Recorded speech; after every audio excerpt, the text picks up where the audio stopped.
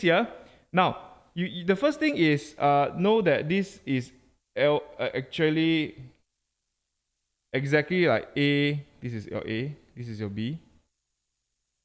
Then this is your C over D equals to 1. Okay. This is your A, B, C over D equals to 1. Now what you want is actually this A here and C together. D and B need to move to the other side.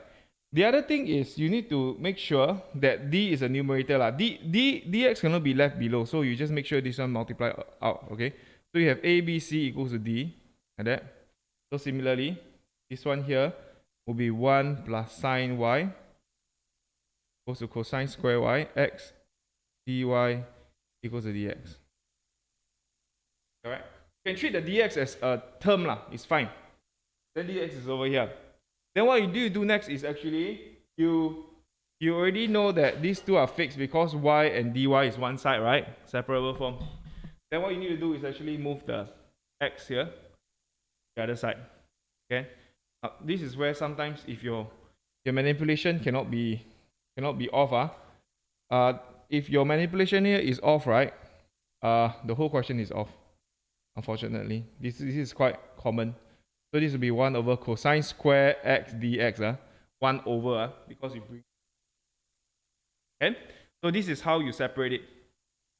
Because you're dealing with simple DE, I mean, generally speaking, usually once you separate already, you can actually just integrate straight. Okay, they are usually integratable. You just integrate and integrate. Then there's it. This will be y minus cosine y. Okay, this is in terms of y. Integrating 1 will be y. Integrating sine will be negative cosine y. This is actually secant square x dx. This is tangent x, right? Integrating tangent secant square is tangent. Okay, there you go. So this is a general solution. General solution just means with the C, you didn't solve for the C.